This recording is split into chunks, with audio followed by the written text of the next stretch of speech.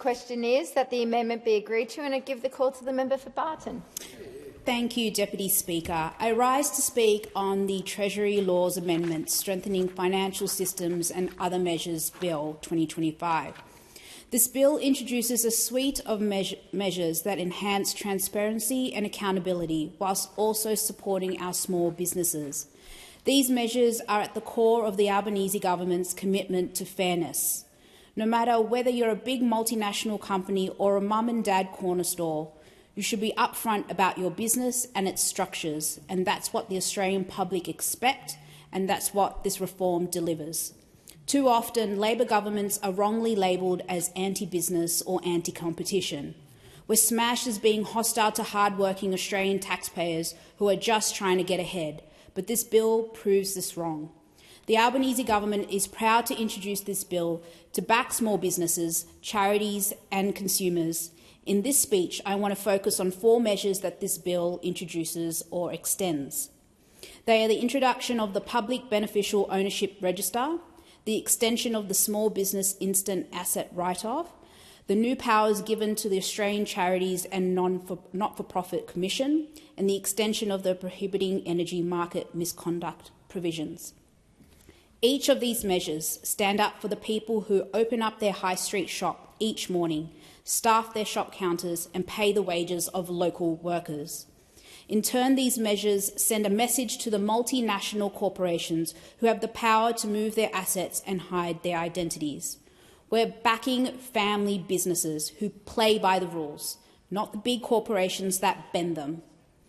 No one held back, no one left behind, and no one more equal than others. That's the transparency, fairness and accountability that this bill and this government represents, and which I'm proud to detail now. The bill delivers on the first stage of the government's commitment to implement a public beneficial ownership register. A public beneficial ownership register is a database that is accessible to everyday people. On it, you'll be able to see who actually owns, controls or benefits from big multinational companies who operate here in Australia. Because if you conduct your business in Australia, then Australians should know who you are. This register is a huge step forward in increasing transparency, and from transparency comes greater fairness for taxpayers. The register will make it harder for multinationals to hide assets in shell companies. It will expose conflicts of interest and shed light on where exactly these businesses are based. All in all, this will crack down on multinational tax avoidance. Australia is not the place for big, powerful multinational companies to hide. And if you don't want to play by the rules, expect consequences. These reforms also enhance ASIC's enforcement powers. It will be able to issue freezing notices when multinationals fail to comply. It can also issue tracing notices to entities to compel respondents to disclose details. The penalties for failing to disclose have also been increased. Of course, ASIC is also given the flexibility to determine what should be disclosed and how, in order to protect the personal information of those people involved. Such flexibility flows from the consultation undertaken by Treasury for this bill. It ensures that individual privacy is not compromised while still retaining strict enforcement mechanisms. These are reforms with teeth. We are not just introducing a register for the sake of it. We want multinationals to be upfront about their structures, their tax and their activities. What is particularly important, I think, is that this information will be accessible to everyone, not just the regulators. Any person will be able to look at this register and understand who controls the big companies that impacts their lives. Dodgy operators have nowhere to hide. Everyday Australians and small local businesses have to be transparent come tax time. They spend their time and money crossing their T's and dotting their I's. It's time that billion-dollar companies do the same. This new public ownership register makes sure the same rules applies to everyone. This bill also delivers the government's commitment to support small businesses by extending the $20,000 instant asset write-off by 12 months until 30 June 2026.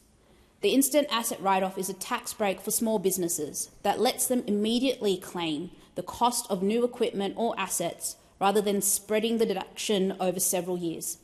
The threshold applies per asset, which means a small business can claim multiple purchases.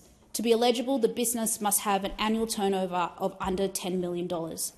In Barton, our high streets depend on small operators. We have a buzzing local neighbourhoods because small businesses are able to set up shop. This write-off is about continuing to support these businesses and the locals they employ. With this instant asset write-off, officers might choose to upgrade their computers or software, whilst tradies might purchase new tools and machinery. Takeaway shops might improve their point-of-sale systems, while hairdressers might install new signage on their facade. All of these common purchases go a long way to increasing the efficiency and effectiveness of the business. In turn, they can help bring more money through the front door and support their employees. Moreover, small businesses often employ other locals to undertake upgrades and refurbishments. They look to local tradespeople, suppliers, service firms, and fit-out contractors. The benefit is multiplied as the local community lifts each other up. Furthermore, by claiming the full tax deduction up front, small businesses are able to reduce their taxable income and thus increase their refund. This means that cash stays in their business. This makes all the difference for small businesses operating with very tight margins. I know that the cost of doing business in Sydney is pretty difficult. Rents are high, insurance can be expensive, technology is ever evolving. The $20,000 instant asset write-off is just one of the measures that this Albanese government is implementing to address these pressures. We've also delivered additional energy bill relief for around 1 million small businesses and delivered 2 new tax cuts for every taxpayer. These cuts benefits around 1.5 million sole traders. On top of this, we've rolled out cheaper home batteries so small businesses can slash energy bills for good and extended unfair trading practices protections to small businesses. Small businesses are the heart of unique and diverse local communities. From along Princess Highway in Rockdale to Railway Parade in Cogra to the hub around Forest Road in Hurstville, small businesses employ local people, cook incredible food and keep us caffeinated, fix our cars, cut our hair and help us do our taxes. They help make Barton what it is. And I'm proud to be part of a government aiding these small businesses. The Australian Charities and Not-for-Profit Commission is the national regulator for charities in Australia. It keeps track of which organisations qualify as charities, make sure they play by the rules, and help the public see where charitable money goes. Clearly, the ACNC is essential for retaining public trust in our charity sector. That's why the Albanese government is making sure that the ACNC can disclose information about new and ongoing investigations where the disclosure would prevent or minimise the risk of significant harm. Previously, the ACNC could not publicly disclose whether it was conducting an investigation. In 2018, the ACNC review explicitly called out these secrecy provisions as being overly restrictive, as they meant that the public or donors may not know whether allegations or concerns about a charity were being addressed. Before entering Parliament, I worked in the charity sector. I still make sure to volunteer with local non-for-profit organisations. And I hate that there are bad faith actors that take advantage of the title charity. It's a blight on the sector. It's an insult of the worst kind to the good people working every single day for the benefit for others. The fact that these bad faith actors would take advantage of the most vulnerable in our community is disappointing. When a charity rorts the system, everyone loses, including donors, volunteers, and the people who need help most. These reforms protect our sector and punish those who seek to take advantage of it.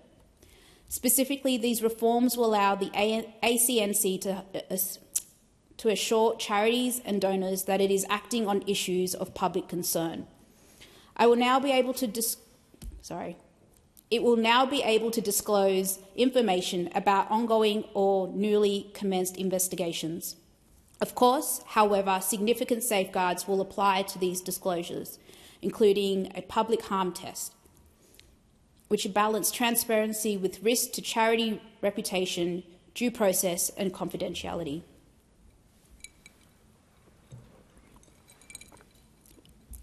Taken as a whole, these reforms will assure donors and charities alike that we have confidence in our sector. In turn, this will contribute to the government's commitment of doubling philanthropic giving by 2030.